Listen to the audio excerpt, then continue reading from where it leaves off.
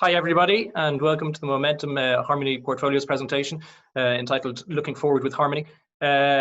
Most of you know who I am, and for those who don't, Michael Dalton is my name. I look after Latin America for Momentum.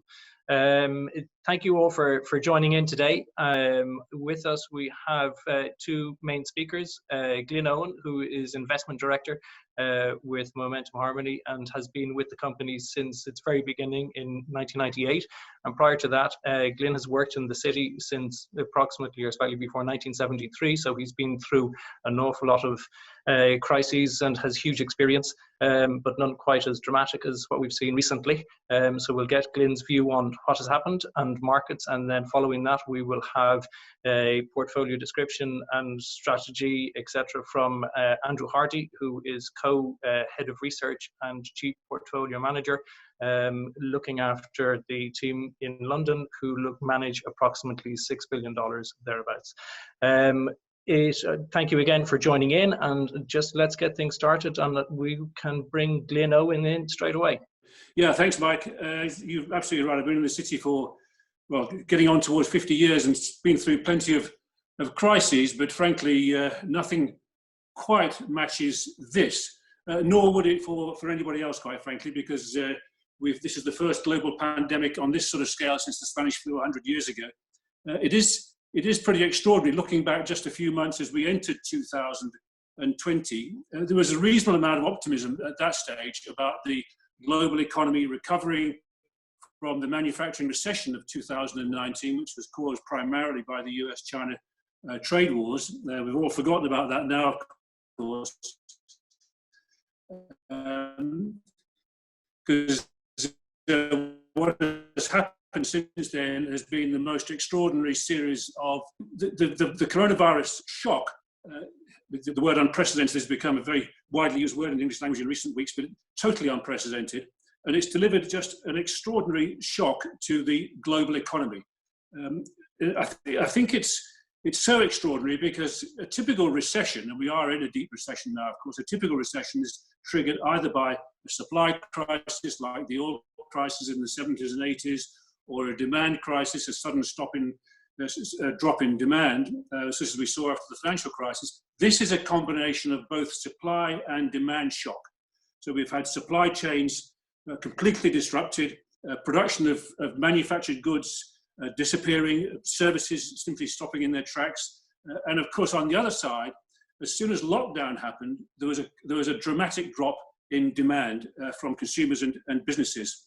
That in turn has produced this completely unprecedented drop in economic activity. There's lots of data coming out to show us just how dramatic this has been, but there's one in particular that we have sort of used here in these charts, which I think is arguably the best illustration of just how dramatic this drop in activity, this brick wall that the global economy has hit. This is US initial jobless claims. So these are weekly numbers that come out that show how many people in the US are registering for initial jobless claims. It leads on to unemployment. That figure has never before been above 700,000. We've had, in the course of the past 5 weeks, and this is a cumulative 4-week number we're showing here, we've had this number running at millions. So in fact, today, over 5 weeks of this virus crisis, the number runs now at 26 million, so averaging over 5 million a week. And if you bear in mind that the total employed population of the US is about 150 odd million, that's pointing towards potentially something like 20% of the working population being unemployed. It takes us back to Great Depression levels. So this is really absolutely extraordinary. And we are, of course, seeing now some figures coming out for GDP in the first quarter of this year. So that's capturing only a small part of the damage done by the virus. That showed a drop in the US GDP of 4.8% yesterday. Just a few minutes ago, we had a number out for the Eurozone, which on an annualized basis in the first quarter was down over 14%. We are probably looking in aggregate during this lockdown period at something like a 30 to 40% drop in global economic activity. The other interesting and I think really pertinent slide to look at, the next one in terms of global economic activity, is purchasing managers indices. These are indices collected on a monthly basis right around the world. They are sort of indicative indicators of where activity is leading to over the course of the next few weeks and months. And they are very reliable leading indicators of where economic activity will end up. A figure above 50 generally means we're in expansionary territory. Below 50 means we're in recessionary territory. The declines that we have seen there, the red line there is China, the rest are the big developed economies around the world, US, UK, Eurozone, and Japan. The declines we are seeing have never, ever been seen before in history. This is a combination of manufacturing and services, so it's the whole economy that's being captured here. It points to a very, very deep recession indeed. So it was a complete brick wall these economies hit. And interestingly, unlike the global financial crisis, where services held up pretty well, the services component of these indices has been really very badly hit, worse than manufacturing. And you can see why. You know, we're all locked down across the world, and nobody can go out and spend effectively. So it's been hugely damaging to both key parts of the economy globally, manufacturing and services. But there's one interesting line to look at there, which is China. China, we all know, entered the crisis earlier. We're not quite sure when the virus started in China. They haven't really told us that yet. Most people seem to think it probably started around October, November, so several months before it hit the developed world. And now you can see those leading indicators are pointing very firmly upwards. As China has come out of the lockdown, we're beginning to see now quite a pickup in activity, still below that sort of 50 line, so it's still in negative territory, but a lot better. And we expect to see the same sort of thing as the lockdowns end across the developed world, but I'll come on to that in due course. Now, what happened, of course, is that as economies hit this brick wall, stock markets also hit a brick wall. It's just worth reflecting. February the 19th was the day that Wall Street reached an all-time high. So all of these moves that we're showing on the chart here, which is for the MSCI World Index, the index of developed markets around the world, of which the US is about 2/3 incidentally, and then emerging markets index is the red line. You can see this has been a completely unprecedented, dramatic drop. The quickest fall we've ever seen in stock markets. In a period of literally a few weeks, markets fell by more than 1/3 in the case of the biggest. Some of the emerging markets, which Andrew will talk about later, fell by more than half in a very short period of time. And what happened in the middle of March was a really dramatic sort of panic sell-off. Because of course, with the global economy hitting this brick wall, companies were suffering, in many cases, huge drops in revenue. In several cases, no revenue at all. And of course, that immediately gives rise to the threat of bankruptcy, defaults. It was rapidly turning into a big credit event where there would be big defaults on debt. There was a sort of a rush to the exit. Everybody just wanted to sell anything to get liquidity and reduce risks in their portfolios. And of course, anybody who had leverage at that stage was in a real mess.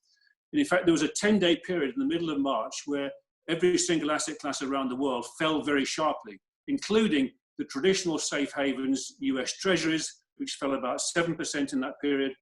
Gold, always a good safe haven, fell about 12%. So there was a complete rush to the exits. At that stage, there was a real risk of this global economic crunch turning into a credit crunch, a big liquidity event, and potentially a financial crisis. But what happened then, on March the 23rd, the day these markets bottomed here, was that the Fed, as is usual, stepped up to the plate and came in with a huge, in effect, sort of rescue package. In fact, there's a slide coming up on the next slide, which Andrew will show now, which just shows the extent to which the Fed really did move. As you'll know, they cut interest rates to virtually nothing. And then they also injected a huge amount of liquidity into the markets overnight. What this line shows is the size of the Fed's balance sheet. So this reflects how much quantitative easing the Fed is doing, how much asset purchasing it's doing. You can see what happened here. There was about $2.5 trillion of liquidity pumped into markets in a very, very short period of time. And that puts into perspective what happened in the financial crisis. This was a much bigger number than in the financial crisis about 12 years ago. Now, you can see it on the slide there, and this has taken the Fed's balance sheet to new highs, something, again, that we have never seen. And of course, what this does, it reduces borrowing costs, it pushes interest rates down on bonds, because that's essentially what the Fed is buying.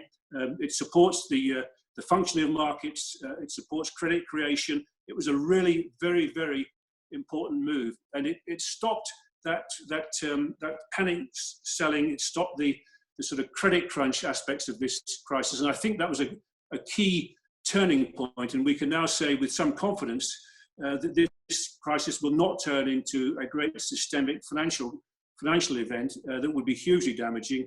It's now essentially focused on just how long this big slump in economic activity will carry on for. So this was a really absolutely key moment in this whole crisis that we're going through. And it wasn't just the Fed. On the next slide, we show what the two other very large central banks around the world, the European Central Bank and the Bank of Japan, have been doing. Andrew, you can just flick onto the next slide. Thank you. And what this shows the same sort of picture there, but over again a 12 or 13 year period. But it shows the size of these balance sheets, so how much assets these banks have been buying, relative to the size of GDP. On the left-hand side, you've got the Fed in the blue line, and the ECB, the European Central Bank. On the right-hand side, the Bank of Japan. The Bank of Japan has been a big buyer of government bonds there for much longer, because the Japanese economy for the best part of 2 decades has been in a sort of deflationary, very low growth environment, and they've been trying to inject liquidity. They own a big chunk of the Japanese government bond market. But you can see there that the increase in size of the Fed's balance sheet has taken it now to about 40% of GDP, nothing approaching this in history, ECB even higher. And importantly, again, this time round, we've seen all of these central banks not only buying government bonds, but also buying corporate bonds. The Fed has never done this before, but back on March the 23rd, it announced that it would be buying US Treasuries plus high-grade, investment-grade corporate bonds, and for the first time ever, junk bonds, high-yield bonds via ETFs. So it was a measure of the extent to which the Fed was intent on ensuring the insolvencies in this crisis were kept to a minimum, helping to bail out that corporate sector. And one thing is pretty clear, that this sort of level of asset purchases is going to continue. All three of these major central banks have made it very clear that there will be unlimited purchases. There is no limit to the amount they will go to ensure that liquidity is provided to markets.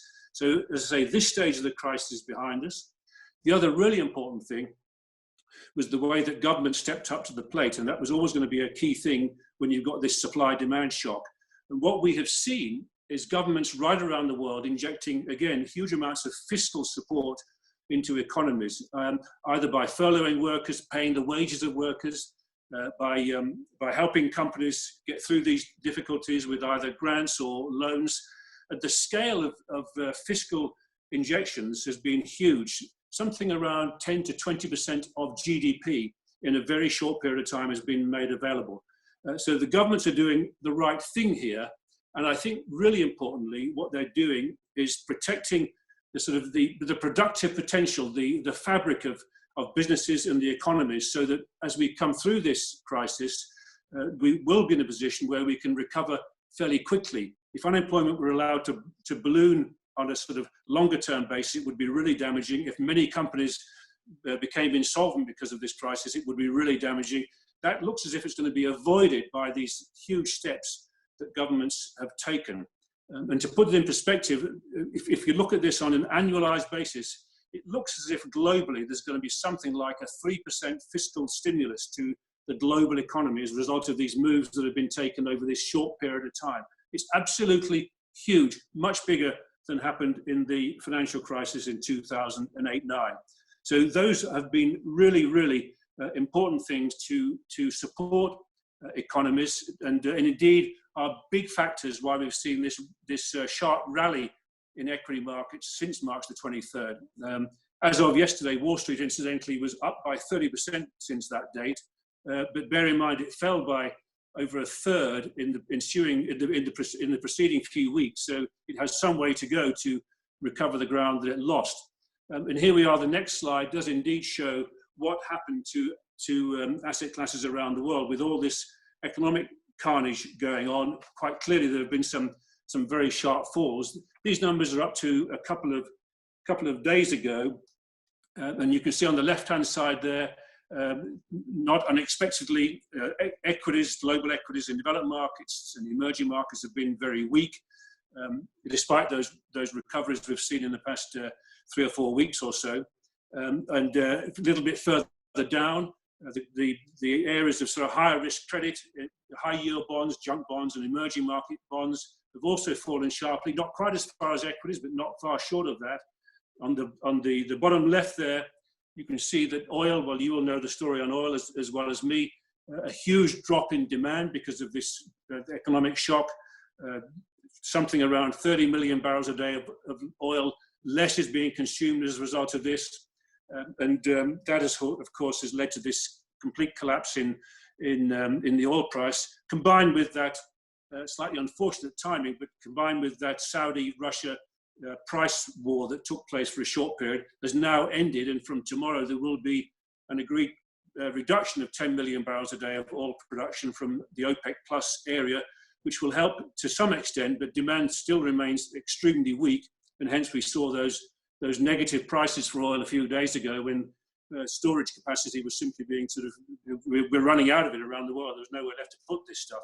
I don't think you can go to the fuel stations and buy yourself, or will be given a gallon of fuel, but we are in an extraordinary situation, and we're seeing some of the damage now, of course, with quite a lot of oil companies really suffering. And Royal Dutch Shell, one of the biggest oil companies in the world, for the first time since the Second World War, has cut its dividend today. So some dramas going on there. They will survive this, of course, but other oil companies will not. On the right-hand side, you can see the asset classes which have done well here. The classic safe havens, US Treasuries, the ultimate safe haven government bond. You know you're going to be paid your coupon and your principal back. Really good positive returns here, even despite that weak period in the middle of March. Inflation-linked bonds are bonds issued by the US Treasury where your coupon and principal is linked to inflation. They have been weaker than conventional bonds for the simple reason that as we've gone into this big downturn, it's a deflationary environment. Inflationary expectations have fallen a long way.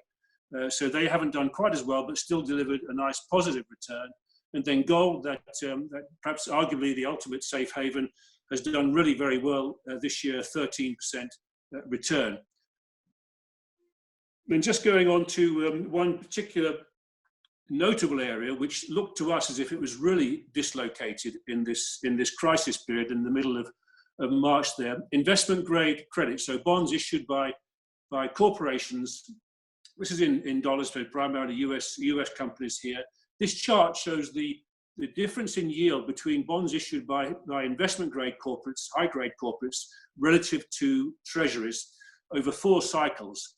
And the ones I really wanted to point out to you, that sort of grayish line that shows the spreads in the financial crisis, 2007-8. In that period, spreads went higher than they are today, which is the figure on the left-hand side there, the blue line, but it took a much longer period to get there.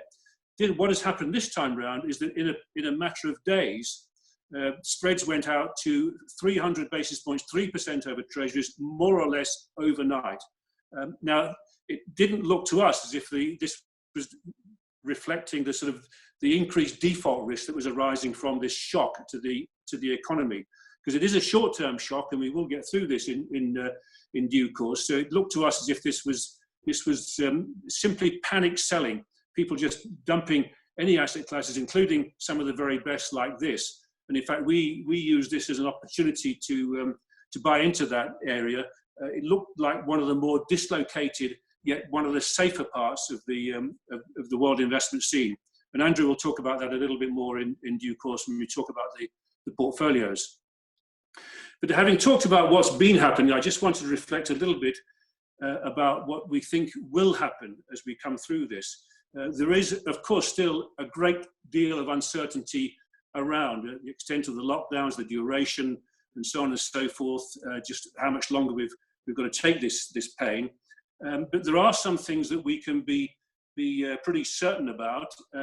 One is that recovery will come. We will get through this, even if it takes the sort of final solution of waiting for a vaccine. We will get through this. The second is that we know that markets have discounted a lot of the pain, a lot of the damage. They've fallen a long way, despite the rally that we've had in recent weeks. And the third thing we're very clear and confident about is that there will be ongoing support in a very, very substantial way, in the way that I've described, from central banks around the world and from governments. Central banks, there's no prospect whatsoever of interest rates being moved from these levels, which are pretty much zero across the whole developed world. I think we can look some years ahead and see rates remaining very low. And these big asset purchases that I've talked about, they won't go on at the pace we've been seeing, but the central banks are there to provide that support, that liquidity, and they will do so on an ongoing basis. And then there is no question too that governments will continue to support economies with big fiscal packages. I don't think there's any prospect of those. Clearly, they won't carry on at the levels they are today, but there's no prospect of going back to that period of austerity that followed the global financial crisis. And part of the reason for that, of course, is that a lot of individuals and companies have suffered here. Savings have been run down very dramatically to survive through this period, and will need some ongoing support. And of course, there's going to be quite a lot of caution amongst individuals and businesses after an event of this dramatic scale. So demand will be relatively subdued, and I think governments will step up to the plate and provide ongoing demand, infrastructure spending, support to companies, and so on. So I think we're going to see bigger government, sort of bigger states as a result of all of this over the next few years. But ongoing support, really very important, and gives us some confidence that as we come through this crisis, things will look quite a bit better. So it looks like a sort of negative environment now, and it clearly is. We're in arguably the sort of the depths of this deep recession. But as I say, we will come through this. But what we don't see a V-shaped recovery. We're going to see some pickup in demand as lockdowns are ended, but lockdowns won't end overnight. They're being phased in as we can begin to see. China's already doing it. It's happening a little bit in Europe. It'll be phased in. There'll be some release of pent-up demand, but these precautionary savings that I'm talking about, the caution that people will have coming through this, I think will mean that demand will remain relatively subdued. So those prospects of a return to the sort of normality that prevailed before the crisis, but I think a prospect of ongoing demand, where there'll be a gradual step up as we go through the next 12 or 18 months, backed by that support I've talked about from government. So there will be a gradual pickup, but I don't think growth will return to pre-crisis levels. But it will be, I think, sustainable growth once we're through the worst of this thing. So I think a decent pickup to come in the course of the next few months as lockdowns are ended. But what we also have to reflect is that there's a lot of debt out there. Debt to GDP of governments is going to be very high. Some governments are going to have to be bailed out. Italy is a very good example. It's going to have debt to GDP of 160% or so coming through this. It will definitely need a bailout from the EU. Another big test to come from the EU there, incidentally. There will need to be a return to fiscal sustainability eventually. So again, that's a reason to rein in our longer term growth expectations. But bear in mind, then we will find a situation eventually where there will be testing will be successfully done for this virus. We're moving very rapidly on that. We're moving rapidly to develop a vaccine. So we're pretty optimistic that as we get through the next 6-9 months, we'll be in a much better position than we have been through this dreadful period in recent months, albeit with slower growth levels. A couple of other quick points before I move on and Andrew takes over. I do think that this will have some implications for sort of the globalization or anti-globalization, almost one can call it, that we've seen in recent years. I think that there's going to be a bigger focus on security of supply rather than simply cost of supply, has implications for quite a number of countries in Asia in particular, China probably, I suspect there's going to be changes in spending and investment patterns.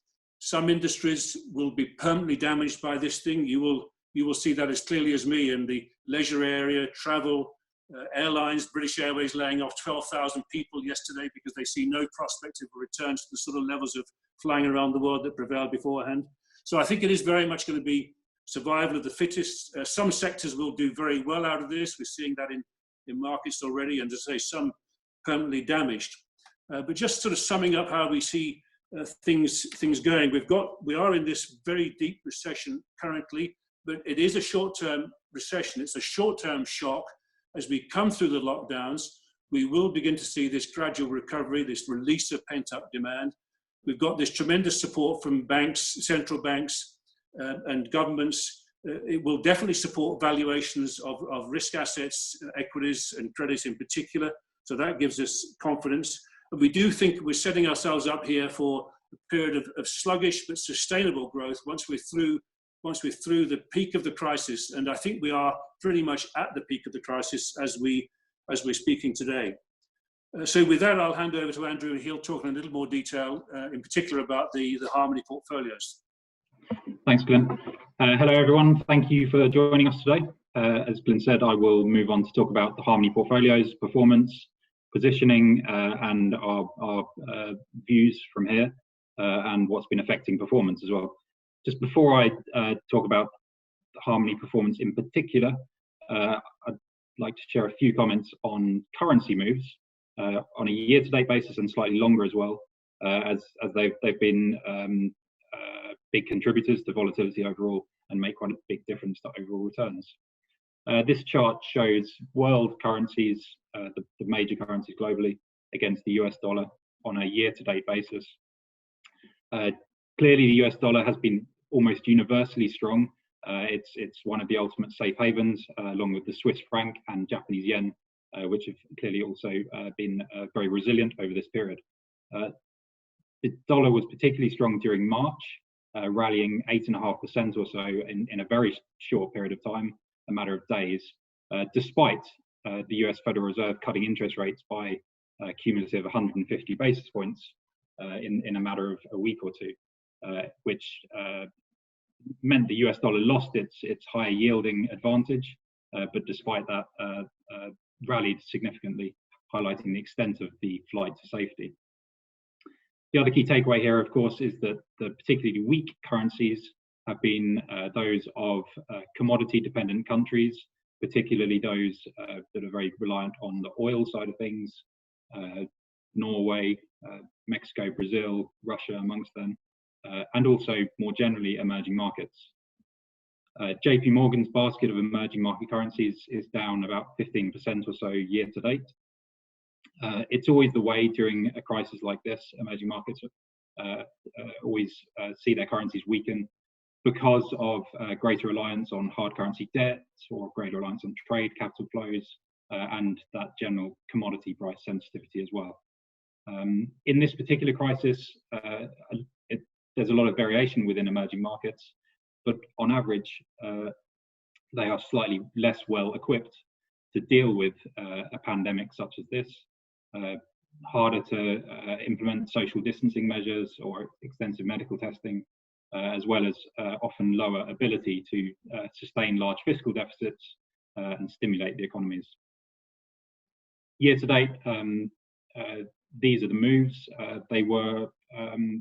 There's not been too much change from the bottom of equity markets, which was late March, although equities and credit have rallied quite a lot.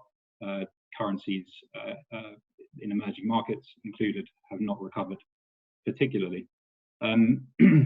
Obviously, a lot of the people listening in here are from the Latin America region, so I'll show another slide highlighting longer term returns for Latin America currencies. But year to date, worth noting that Latin America as a region within the equity universe has underperformed very materially relative to Asia, by far the largest component of the MSCI Emerging Markets Index. Latin America equities are down about 45% year to date, despite the recent recovery in recent weeks. And a lot of that comes down to the currency weakness side of things. This shows the longer term picture over the last 5 years or so in currency moves. The real has been obviously the dominant currency in the region, and has been particularly weak, down 50% over 5 years, and actually 70% from its high in 2011. Much of this driven by inflation running above target, political instability, and more broadly the effects of the commodity super cycle unwinding. And then more recently, it's continued to underperform with, I suppose, rising political instability from here, and less prospect for the long hoped for economic reforms because of the response required to this crisis. Likewise, Mexico has seen its currency remain very weak. An example of a country that was already weak coming into this crisis. So really compounding problems here. Confidence was already low, and with the oil price fall as well, again hard hit. Argentina is by far the standout here, and is a serial defaulter. Looks like there'll be potentially a 9th default coming in the not too distant future, despite one of the largest ever IMF bailouts not that long ago.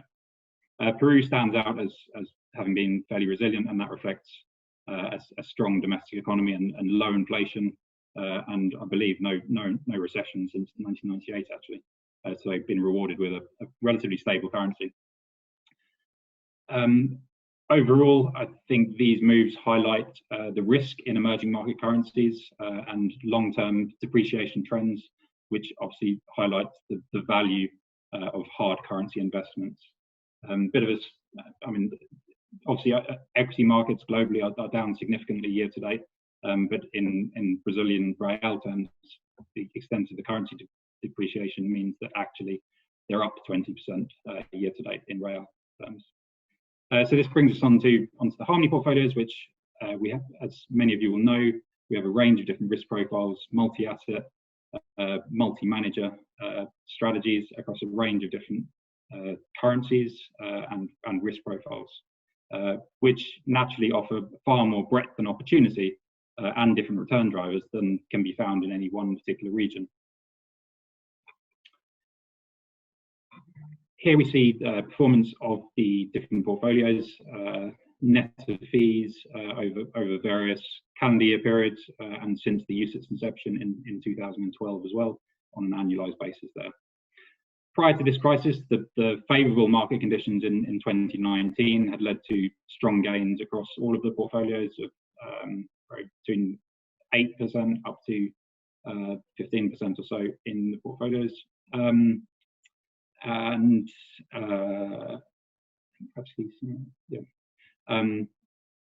We captured a lot of the market upside over that period. Equity markets were very strong.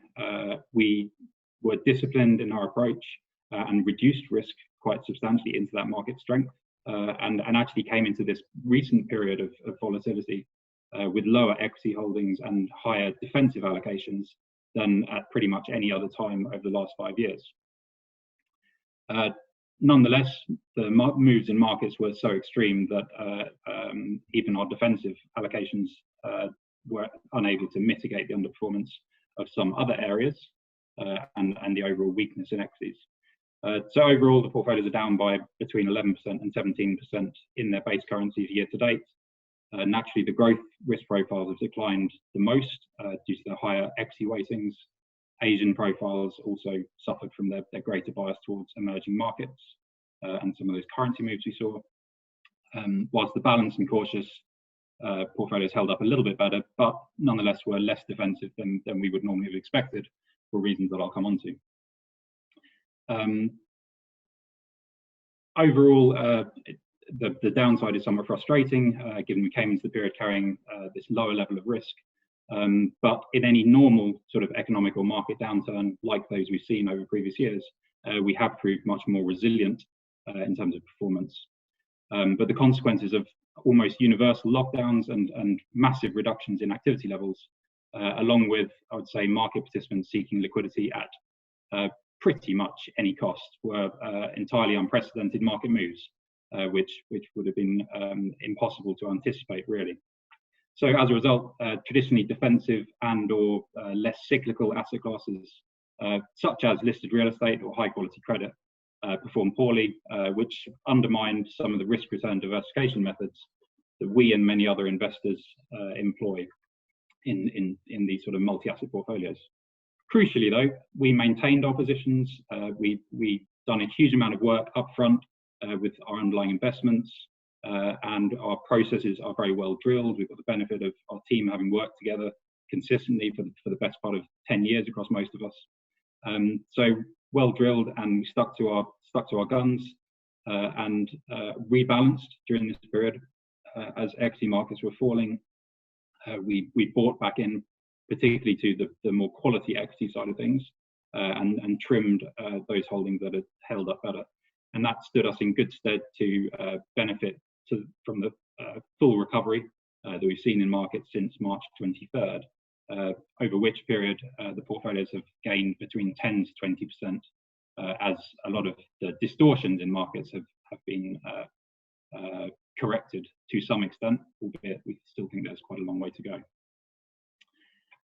Just moving on, this chart shows the cumulative performance of the portfolios since July 2012 there. The dashed lines are our longer term target returns for the portfolios. All of the portfolios have an absolute return cash plus target. For a growth profile, cash plus 4 equates to the best part of equity market returns over the long run. Not quite as high, but not far off. But we target doing that on a consistent basis over a full cycle, over multi-year time horizons, and trying to improve the journey for investors and ultimately get them to the outcome, but in a less volatile way. So in that sense, the portfolios are well designed to align with what clients actually look for from their investments. So these charts show that we're on track for all of the portfolios really versus those targets. The recent falls have seen the US dollar portfolios fall slightly behind, but from these relatively depressed levels, that should be recovered before too long, I would expect. But overall, delivering on that sort of return objective, which, as I say, I think is well aligned with what clients actually look for, rather than quoting information ratios and benchmark returns and the like. And then one other chart on longer term returns. The best long-term measure is really a through the cycle type measure from the trough of an economic cycle to the next trough. So on this basis, from the trough of the global financial crisis in February 2009 through to what we can reasonably assert might be the trough of this cycle a month or so ago, given markets are up 30% since then. So on this basis, our dollar balance portfolio, which targets cash plus 3, is well ahead of that target here, again on a net fees basis. Moving on to just deconstruct some of the moves we've seen in markets more generally over this period. In red, we see developed market equity returns across a range of different subsectors. Overall, this is year to date to the 27th of April, so pretty much up to date. Global equities down 14% overall. The US market has outperformed a little bit, down 11%. Within there, looking at the performance of different styles, growth and quality orientated stocks have outperformed quite materially. That wasn't the case for until a few weeks ago, really. Up until the early to mid-March period, markets had fallen at very similar rates. There's very little discrimination across different stocks and the like, or quality of investments or resiliency. So that created what we felt was an opportunity. As I mentioned, when we were rebalancing portfolios, we were tilting it more towards quality type stocks, which should be less affected by this crisis. They're less cyclical, they've got more stable demand, they're well managed, and they've got the balance sheet strength and management to see them through and potentially come out the other side stronger. So for them to sell off as much as broader markets, we thought was a good entry point and chance to top up. Indeed, since then, that part of the market has unusually actually been pretty much neck and neck with the rest of the market in the recovery that we've seen. And the relatively concentrated part of the US market, the FANG stocks have performed exceptionally well. They're actually up 13% year to date, but that's a relatively concentrated cohort of 10 or so stocks, which are on pretty high valuations from this point. But it highlights the trend that actually some businesses are coming through this period stronger. You think about a Zoom, as we're using here, Amazon for home shopping, or web services, Netflix for lockdown entertainment and the like. They're seeing huge increases in sales and ultimately revenues as well, as businesses and households adapt to this lockdown environment. Likewise, within quality, Procter & Gamble, Nestle, Microsoft, the likes of those, they're all large, high quality businesses which can often come out of crisis stronger as weaker competition falls away, and in the meantime, they're usually quite resilient. So we have significant exposure to these areas across all the portfolios. Strategies such as Morgan Stanley Brands, Jennison Global Opportunities particularly speak to them, and they've performed very well through this period. Another notable trend has been the underperformance of value and small caps in particular. The level of outperformance we've seen in high growth and very large stocks, which naturally have very high weightings in market cap weighted indices, has somewhat disguised the extent of the falls across the rest of the market, particularly for these more cyclical stocks and smaller, slightly less liquid names. On the small cap side of things, it was on many measures the worst quarter for small cap performance in the US and globally in several decades, if not longer. That's a headwind for many active managers, including some of the ones that we hold, because they typically end up being slightly down the cap scale with a bit of a mid and small cap bias. Because over the long run, those areas tend to do well. They usually have higher growth rates and greater levels of pricing inefficiency. However, in a crisis like this, we often see small caps underperforming, as they have done here. But history shows us that such periods often end up representing very good entry points, given subsequent outperformance.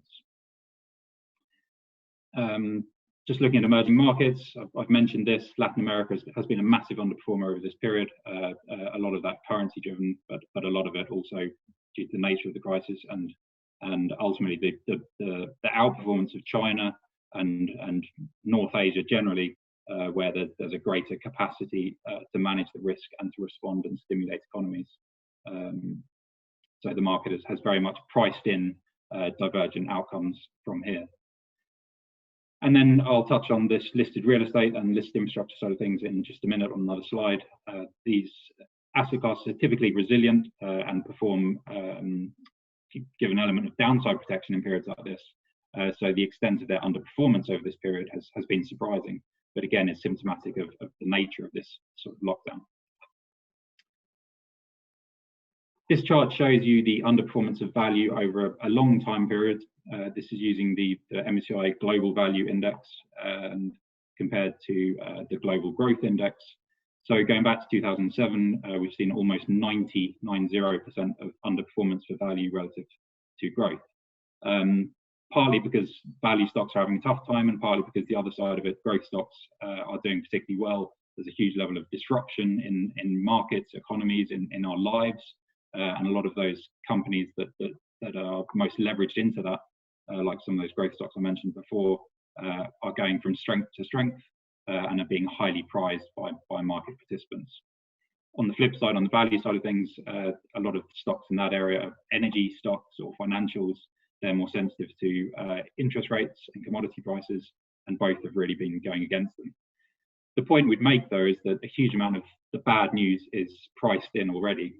As much as it would not naturally be inclined to buy a value stock, to buy a Shell that's just cut their dividend, as Glyn said, or some of the banks which are really struggling, or indeed some of the less risky, less exposed ones, but still out of favour type stocks.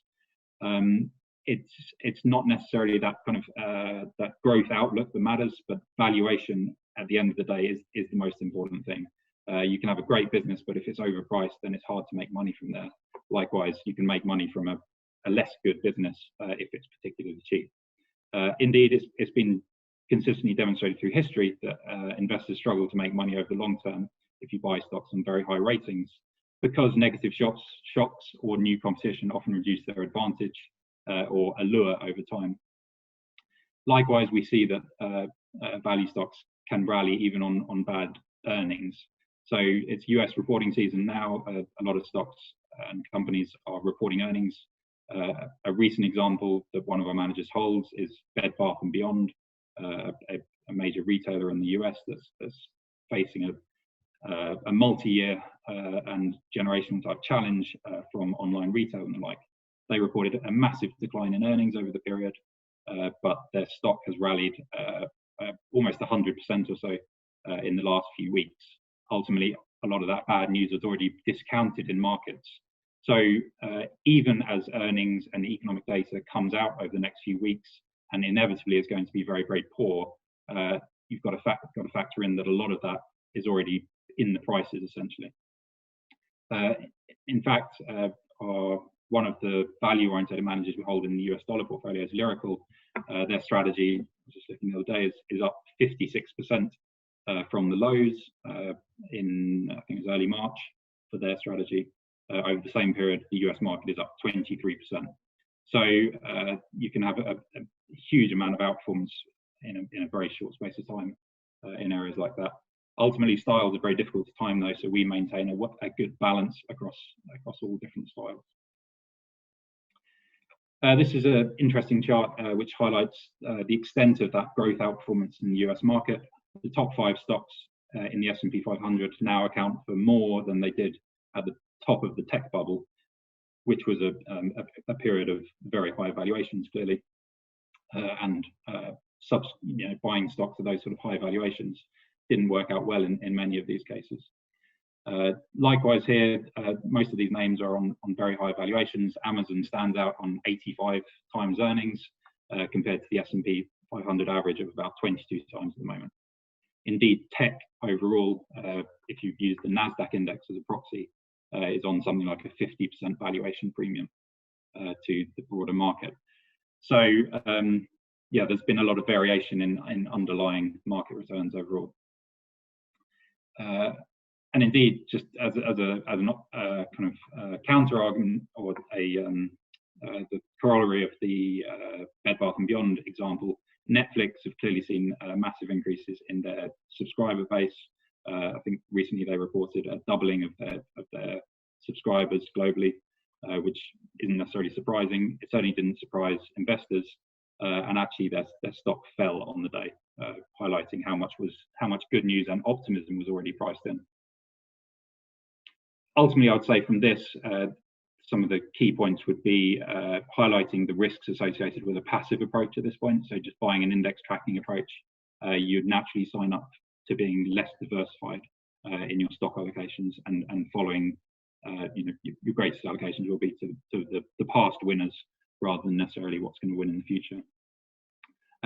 As I said, we have exposure to these sort of names in the portfolios. We've got specialists who invest with a growth investment style, but it's a portion of the portfolio. We don't concentrate everything there, and we're certainly advocating that other investors think about diversifying their equity exposure after this period of unprecedented outperformance for growth and quality. I mentioned the underperformance of real assets before. We strategically hold about 10 to 15% of portfolios in listed real assets because they've typically delivered stronger performance along with lower volatility than equity markets. The underlying assets are typically defensive because in most cases their cash flows are less dependent on economic activity compared to other investments. They're backed by physical assets and in many cases very long-term contracts. So they should be resilient. This chart highlights that within the US market at least, earnings are expected to be resilient for these businesses. Yes, airports and pipelines are going to be hit hard, but the majority of the universe in telecom towers and utilities are actually expected to increase earnings over this period. So the extent to which markets have actually penalized this area and have sold them down and they've underperformed other areas, we think is unjustified, and it's something of a pricing distortion in markets that we expect will be normalized in time. So we've rebalanced our allocations along the way. We've maintained our allocations to infrastructure and real estate. It's gone against our performance over the last couple of months or so, but we think in time that'll normalise, and these asset classes still deserve a role in portfolios for the diversification and stability that they should bring in normal times. Just on credit, this chart highlights the spreads of different areas of fixed income and credit markets. So looking at the excess yield that you get over and above government bonds. Government bond yields are tiny now. You're lucky to get more than 1%. In the US, it's about 0.5%. So these spread levels are material. But the huge widening that we see here led to falls in most corporate bond markets that were on the same sort of scale as we saw in equity markets, which doesn't really make sense. You wouldn't normally expect to see that. So it's another factor that's caused our performance to be less resilient than expected. But also, again, I would say it to a large extent is not justified. Yes, default risk has increased to some extent, but the market pricing is implying a much higher level of default than anything observed in history, even versus the global financial crisis. And it's particularly stark in investment grade, the highest quality bonds, which, as Glenn said, we've been adding there. We think that's a good risk return opportunity. You can get pretty good yields there with what we think is relatively limited downside from here. And then also on the high yield bond side of things, where yields are incredibly high there, even today they're still north of 10% or so on a total yield basis. And with central banks now buying high yield bonds, we think those yield spreads will come down a lot, and there's good returns to be had along the way with relatively limited downside. This chart just highlights the changes that we've made in the portfolios over the period. We've made these changes pretty consistently across all of the portfolios, albeit just in slightly different sizes for the different risk profiles. I've talked through all of those changes already for the most part.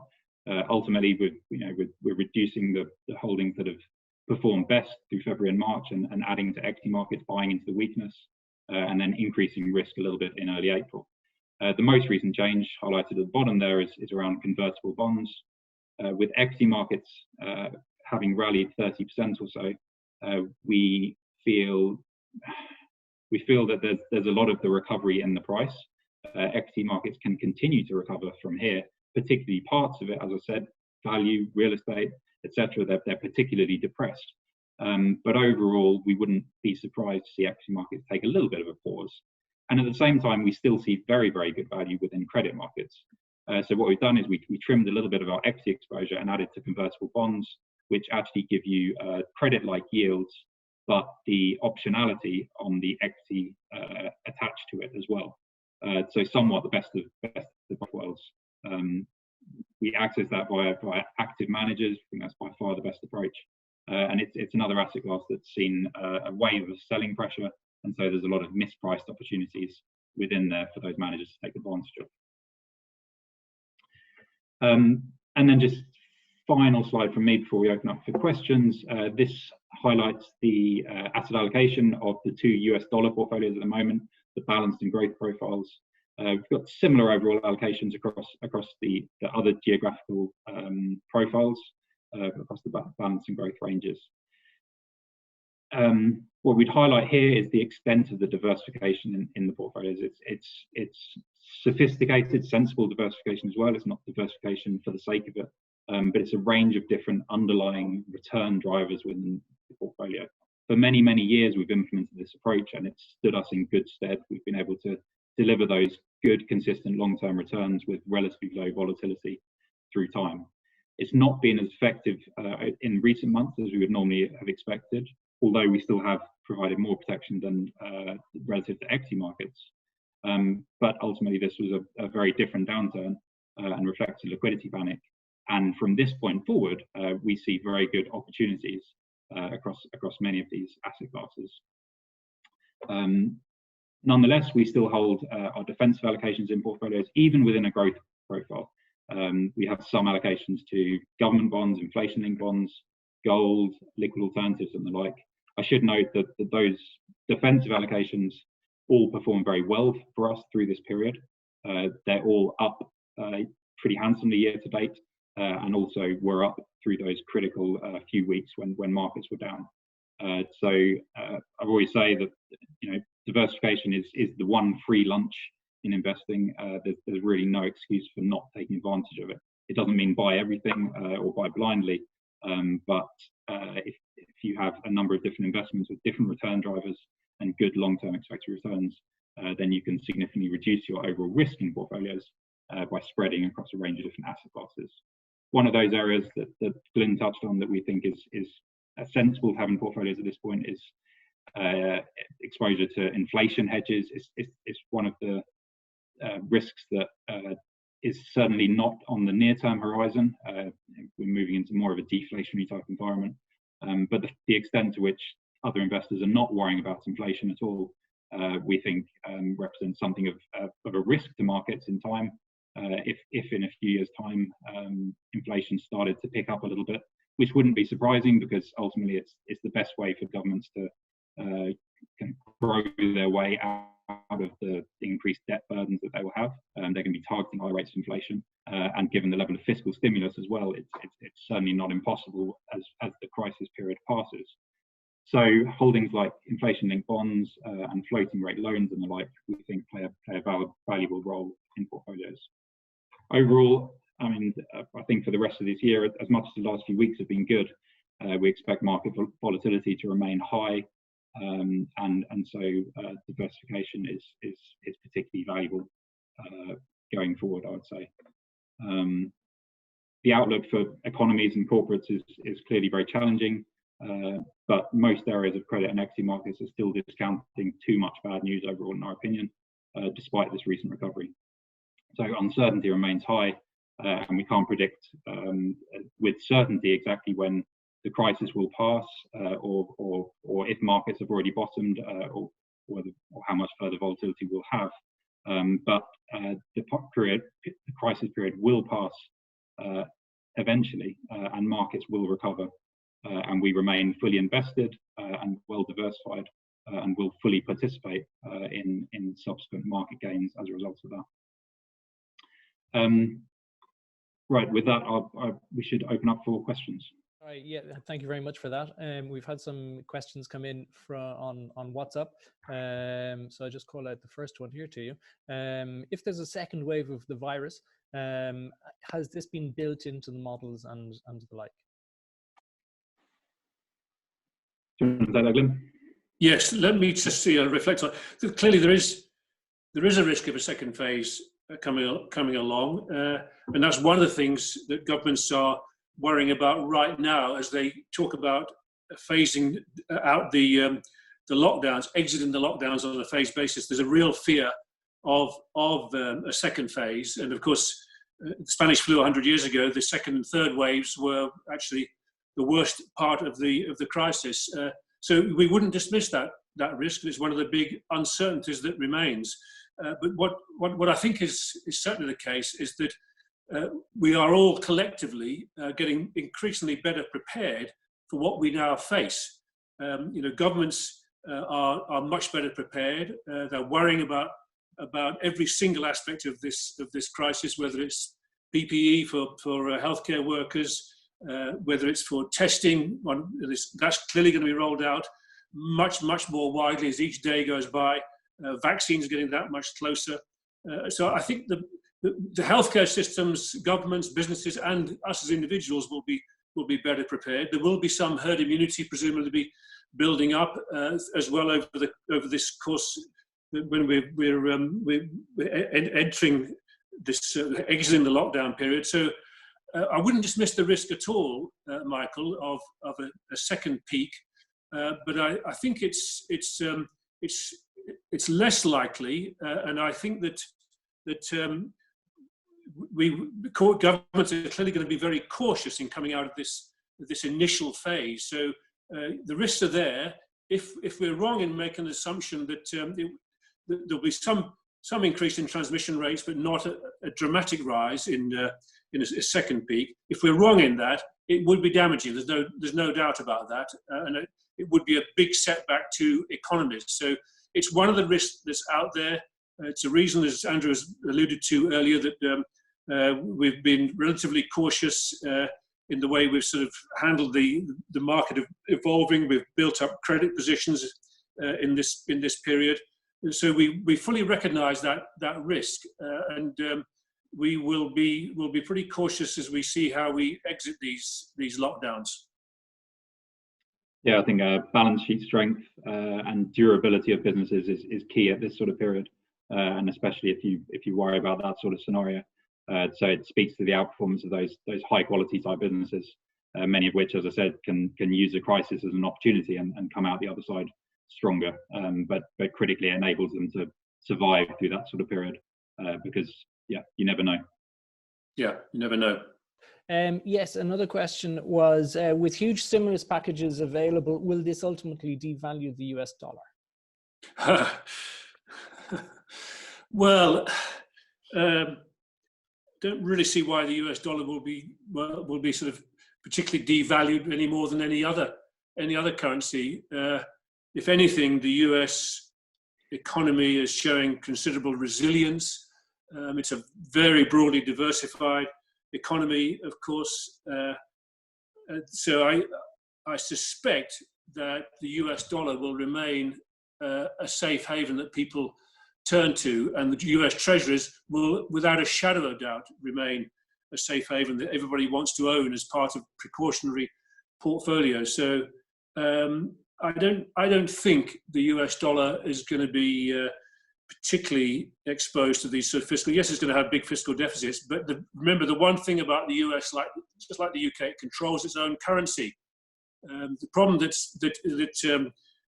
the Eurozone in particular has, of course, is that the individual countries don't control their own currency. The US will always be able to repay its debts in dollars on a timely basis. Will Italy? Not unless it gets bailed out. So it doesn't have the same control. So there are question marks about the other big currency in the world, the euro. The yen, incidentally, has proved yet again what a good safe haven it is, and I suspect that will continue to be the case. But no, we don't take strong positions on currencies, but we certainly wouldn't bet against the dollar. Okay, thank you for that. Another one. Where is it? As asset classes were pretty much 100% correlated during the falls in March, is there still a place as a core holding for a multi-asset, multi-manager fund? Andrew, do you want to pick that one up? Yeah, sure. Yes, of course, but I would say that. So the only way to have come through this crisis period relatively unscathed would have been to have had a very concentrated portfolio of some combination of cash, gold, government bonds, and high quality stocks. It's all very well in hindsight saying that sort of thing, but these decisions are very hard to get right if you make big asset allocation calls like that, and ultimately have very concentrated portfolios of that nature. And over the long term, it's been shown time and time again that sort of level of concentration risk and short-term allocations make it very, very hard to make money over the long term.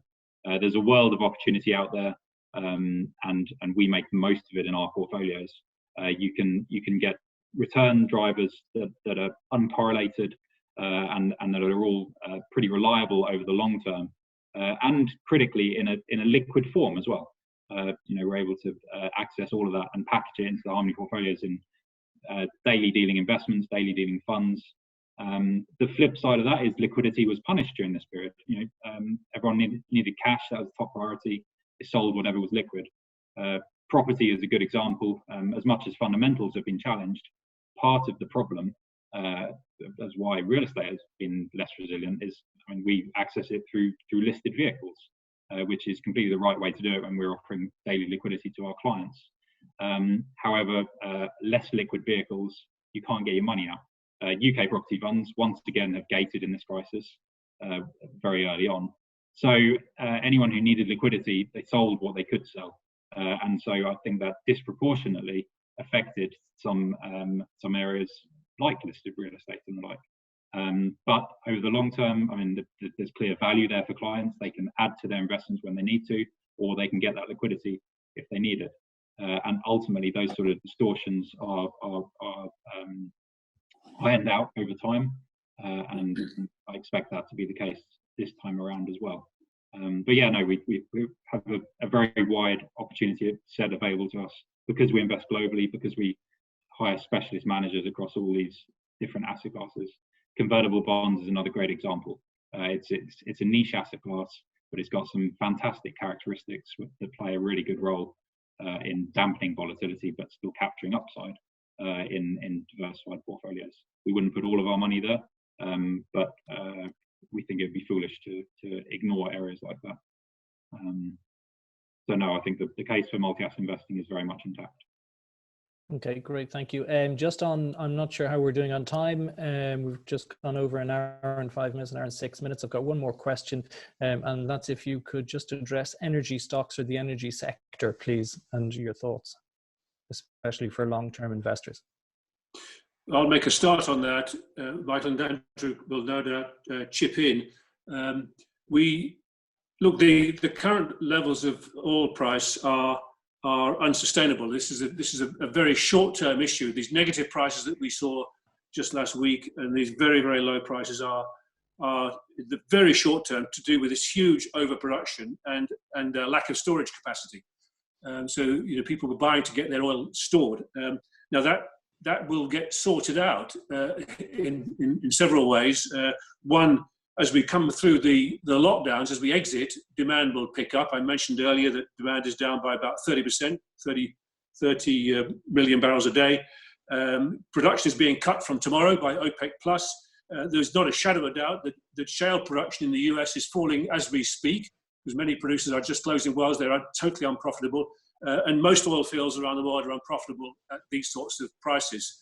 So structurally, longer term, demand for oil is likely to continue to fall as the sort of decarbonisation goes on in the economy. But this is a very short-term event here, and I think that there are some pretty interesting opportunities arising out of this. I mean, the stock like one of the big integrated oils, Royal Dutch Shell, cut the dividend today, as I mentioned earlier. Stock's down almost half from its peak not so long ago. This is a big, well-capitalised, strong company that will come through this.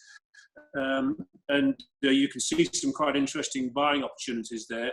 And even in the riskier end, interestingly, energy stocks in that riskier end have been amongst the best performers in the market in the last week or so because they're looking through this immediate crisis. So I think there are some pretty interesting opportunities there, actually. And buying these things in the teeth of the worst depression in the energy industry in history, it takes some bravery, but I think it'll pay off in time.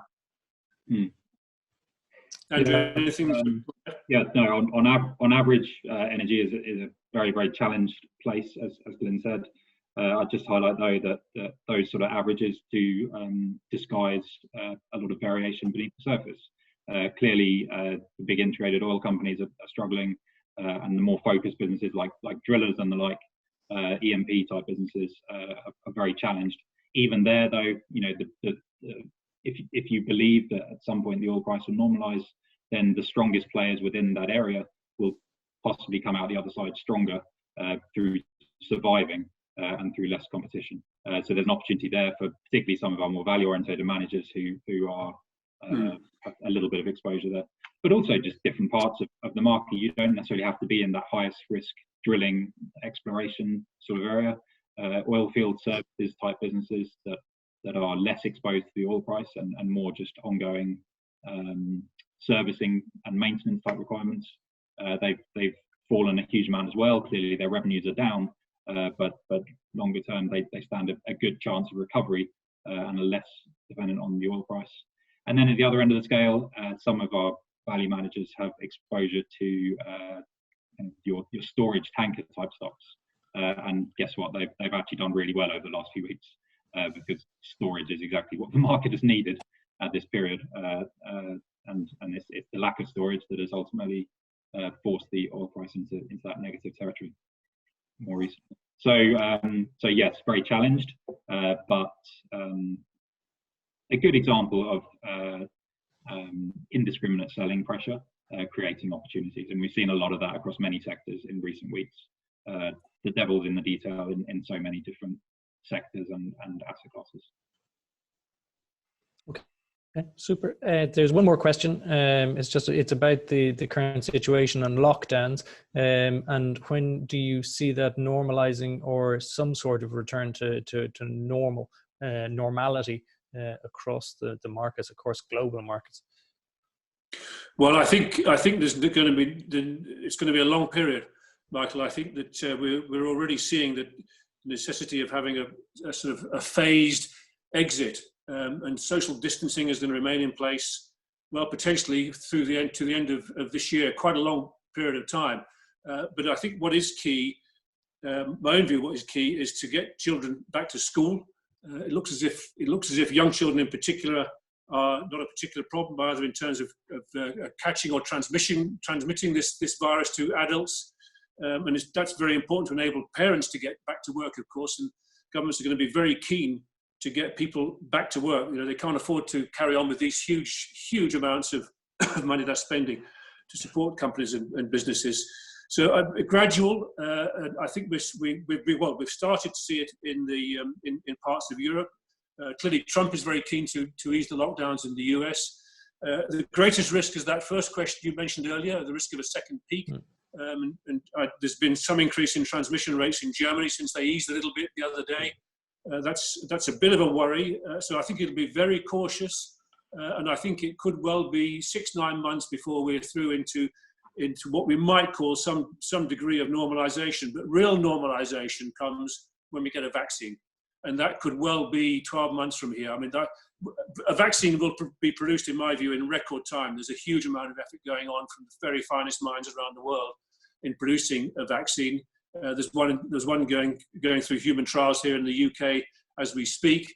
So I think it's going to happen quickly, but realistically, it's going to be a year before that's really rolled out. So it's a long time, I think, before we get back to a degree of normality. Yeah, agreed. Okay, I think should we call it a day? And thank you very much, Glenn, Andrew, and for everybody for participating and coming to join us today. Thank you very much. I think it was a very good session.